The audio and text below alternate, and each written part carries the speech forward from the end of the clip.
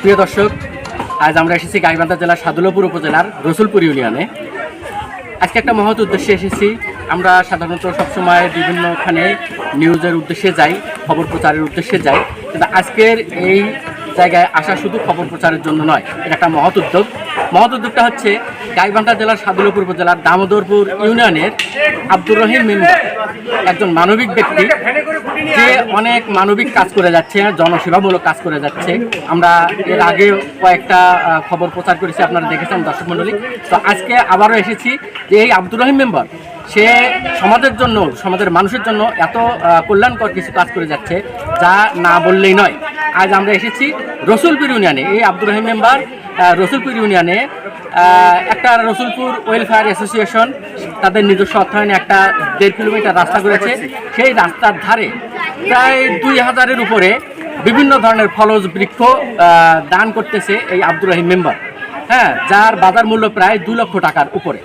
তো এই যে নিঃস্বার্থভাবে বিনামূল্যে এই যে গাছগুলো বিতরণ করছেন আব্দুর রহিম মেম্বার, আজকে আমরা সেখানে দেখতে আসছি যে আসলে কিভাবে কাজগুলো হচ্ছে। আব্দুর রহিম মেম্বার, তার সাথে আমরা কথা বলবো।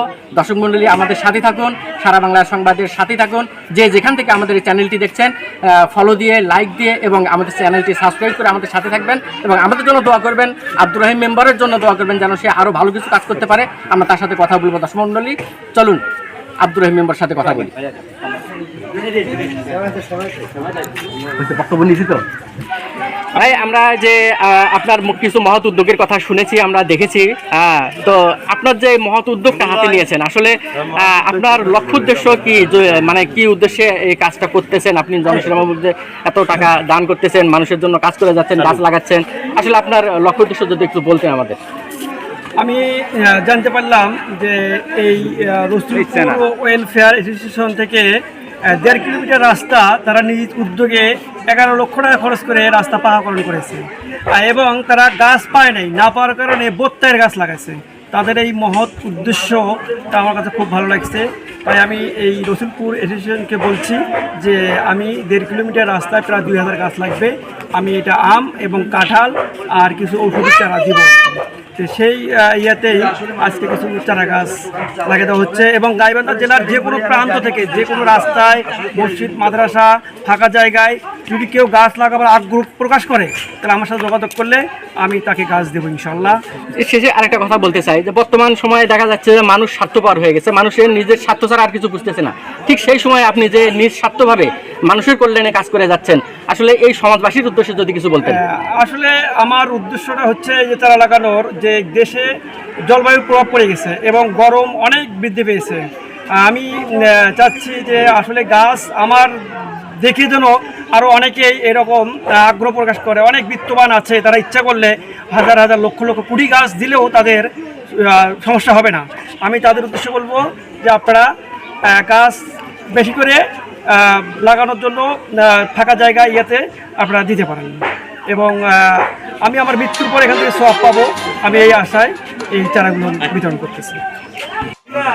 দর্শক মণ্ডলী, আমরা শুনছিলাম আব্দুর রহিম সরকারের কথা। আপনারা শুনতে পারলেন যে আসলে শুধুমাত্র সদগায়ে জারিয়া বা সওয়াবের আশায় শুধু তিনি মানুষের কল্যাণে কাজ করে যাচ্ছেন। আসলে আমাদের সমাজে এরকম অনেক মানুষ রয়েছে যারা লক্ষ লক্ষ টাকা দান করলেও তাদের টাকা শেষ হবে না, কিন্তু আমাদের মানসিকতার খুবই অভাব। আমি এবং আব্দুর রহিম মেম্বার আহ্বান জানিয়েছেন সমাজের বিত্তবানদেরকে যে সবাই যেন আমরা মানুষের কল্যাণের জন্য কাজ করি। আসুন আমরা সবাই মিলে সমাজের জন্য কাজ করি, রাষ্ট্রের জন্য কাজ করি। আমরা যদি প্রত্যেকেই এগিয়ে আসি, আমাদের রাষ্ট্র সুখী হবে, সমৃদ্ধ হবে। এই প্রত্যাশায় সাদুল্লাপুর উপজেলার রসুলপুর ইউনিয়ন থেকে শেখ নাসির, সারা বাংলা সংবাদ। সবাইকে ধন্যবাদ। আসসালামু আলাইকুম রহমতুল্লাহ।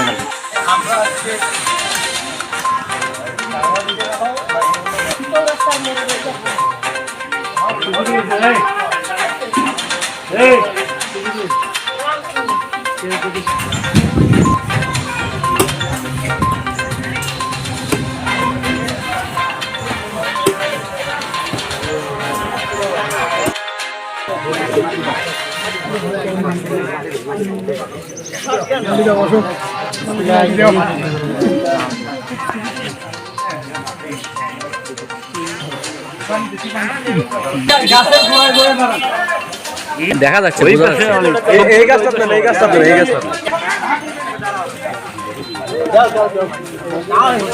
হ্যাঁ বাস একটু সুতলি দিন, সুতলি দিলে পারে, সুতলি দিলে